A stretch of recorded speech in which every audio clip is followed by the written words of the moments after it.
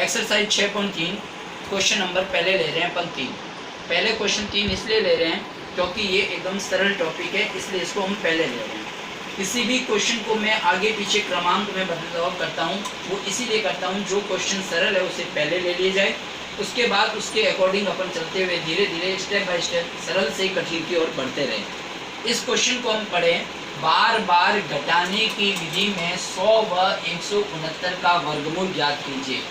सबसे पहले अपन को एक तो पहला क्वेश्चन दिया है 100, एक क्वेश्चन है 169, ठीक है ना।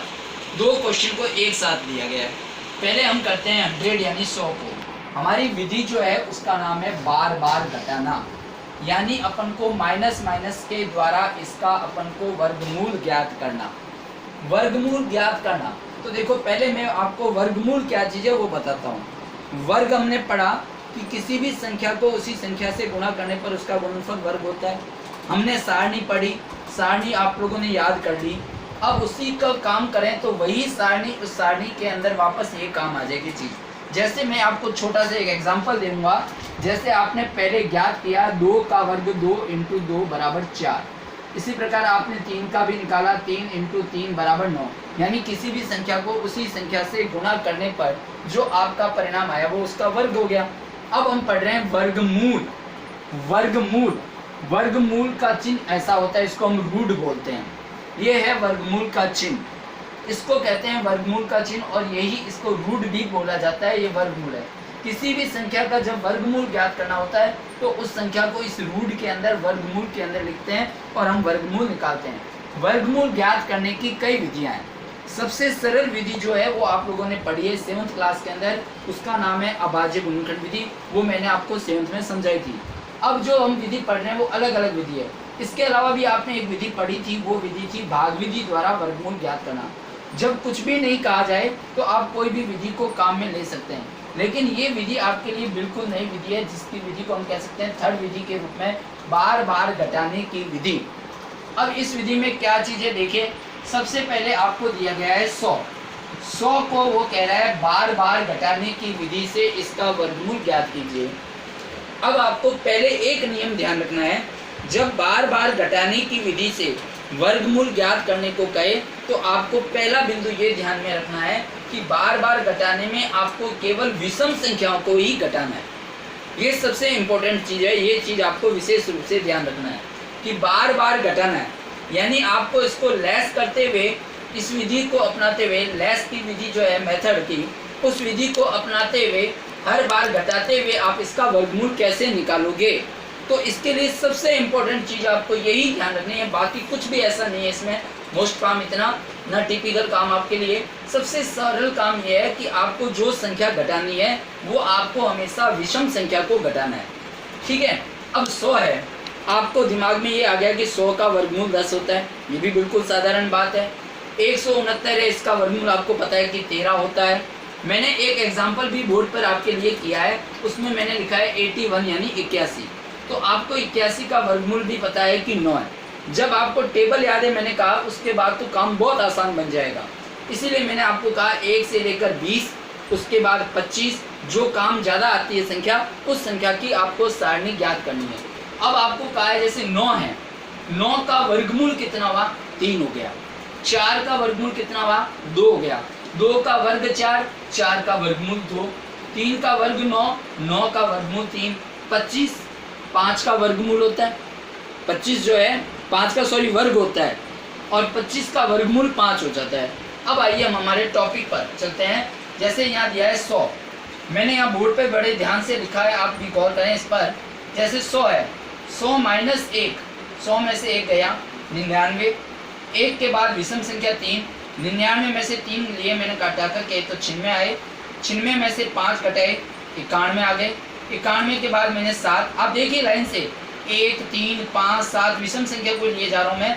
फिर 84 आए, 84 में से 9 घटा दिए 75 आए, 9 के बाद आगे 11, 11 घटाए 64 आया, 64 के बाद मैंने 13 लिया, 13 को घटाया तो 51 आया, 51 के बाद 15 लिए घटाने के लिए 36 आए, 36 के बाद 17 घटाए, 17 घटाने पर 19 आए, 17 के बाद अगला अंक 19, 19 में से 19 चला गया 0। यानी कहने का मतलब क्या हुआ, आप किसी भी संख्या के अंदर तब तक उस विषम संख्या को घटाते रहेंगे जब तक आपका रिजल्ट 0 न आ जाए। जब आपका रिजल्ट 0 आ जाए इसका मतलब एंड हो गया वो काम।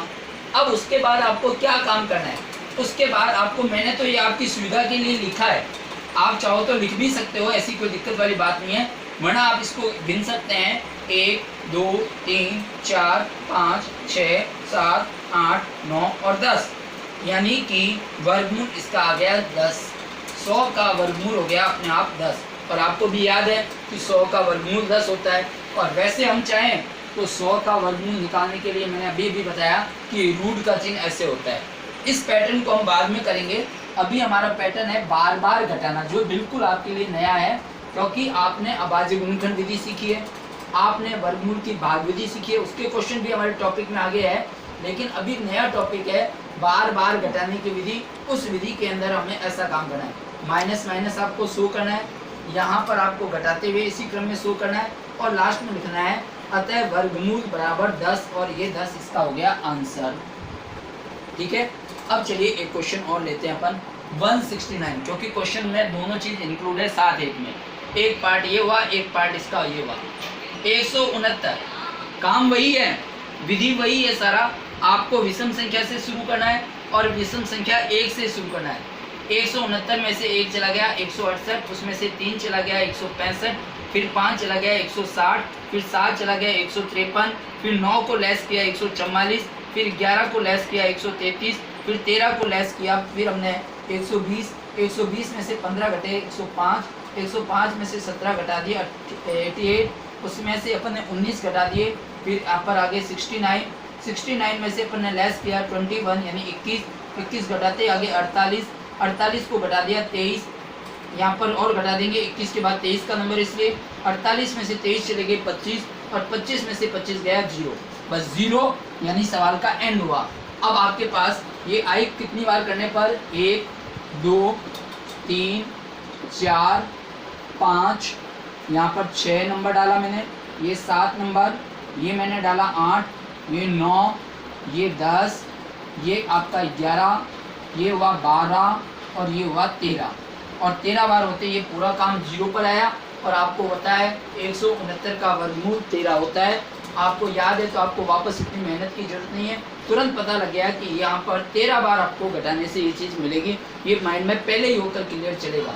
नहीं पता है तो आपको काम तो ये वैसे भी करना है, ये भी करना है, फिर आपको काउंट करके चेक करना है। ये 2 क्वेश्चन में हमारी चीज़ दे रखी है, हमने 2 किए। अब मैं आपको एक एग्जाम्पल और अपनी तरफ से समझा रहा हूँ। ये एग्जाम्पल आपके बुक में भी दिया हुआ है, आपको यहाँ दिया हुआ है 81 यानी 81। आप पहले ये देखो 81 का वर्गमूल 9 होता है, ठीक है, इसका मतलब अपन को 9 बार तो घटाना है। अब संख्या घटानी कैसे है, विषम से प्रारंभ करनी है। पहली संख्या 1 को घटा दिया, फिर मैंने घटाया तो 80 आया, 80 में से 3 घटाया 77, 77 में से 5 घटाए 72, 72 में से 7 घटा दिए 65, 65 में से 9 घट गए ये 56, 56 में से 11 घटाए 45, 45 में 13 घटा दिए 32, फिर 15 लेस किए 17, 17 में 15 के बाद 17 का ही नंबर आता है, तो 17 में 17 गए 0, 1 3 5 7 9 11 13 15 17। अब आप देखिए कितनी बार होना, 1 2 3 4 5 6 7 8 और 9 बार काम करने पर हमें 0 मिला। अतः हम ये कह सकते हैं कि 81 का वर्गमूल यहाँ पर 9 हमें प्राप्त हुआ। तो ये हमने 2 क्वेश्चन एक में दिए हुए थे उनको हल किया, एक हमने एग्जाम्पल आपको करवाया, वही एग्जाम्पल जो आपकी बुक में भी है, आपको बुक में देखने को मिलेगा। ये 3 क्वेश्चन हमने हल किए हैं, और 3 क्वेश्चन के अलावा हम अपनी प्रैक्टिस के लिए कुछ भी कर सकते हैं। जैसे मान लो मैं आपको एक संख्या देता हूँ 144, नोट करें आप इसको करने के लिए। एक आपको मैं देता हूँ खाली 25, एक आपको मैं वापस दे देता हूँ आपको यहाँ पर 625, कितनी भी बड़ी संख्या हो। इसके अलावा आपको जैसे मैंने दिखा 121, हर आप क्वेश्चन को इसी तरीके से करें, बार बार घटाने का मेथड करना है और आपको इसी प्रकार करना है, विषम संख्या को ध्यान में रखना है। अब आप पता करना कि 144 कितने होते हैं, आपको यदि याद है तो पता लग गया होगा। 144 का वर्गमूल 12 यानी 12 बार आपको इसको करना होगा। 1 3 5 7 25, 25 का रूट 5 होता है, 5 बार घटाने पर 625, बहुत बड़ी संख्या दे दी मैंने, इसको 25 बार करने पर आएगा 121 का वर्गमूल 11 होता है। तो ये हमारा टॉपिक जो था बार बार घटाने की विधि से वर्गमूल ज्ञात करना। आज हमने 6.2 का 6.3 का क्वेश्चन जो किया है वो 6.3 के क्वेश्चन को आप प्रैक्टिस के रूप में करेंगे। इसके बाद हम इसके आगे की विधि वो पढ़ेंगे जो हमने पढ़ रखी है, यानी कल हम जो पढ़ेंगे वो वर्गमूल ज्ञात करने की अभाज्य गुणनखंड विधि जो हमने 7th में पढ़ी थी उस पर हम चर्चा करेंगे, और भाग विधि की जो है चर्चा वो भी हम आगे के टॉपिक में करेंगे। पहले नया टॉपिक दिया, नया टॉपिक को हमने हल किया, उसके बाद उस पैटर्न को हम हल करके और इसको प्रैक्टिस करेंगे।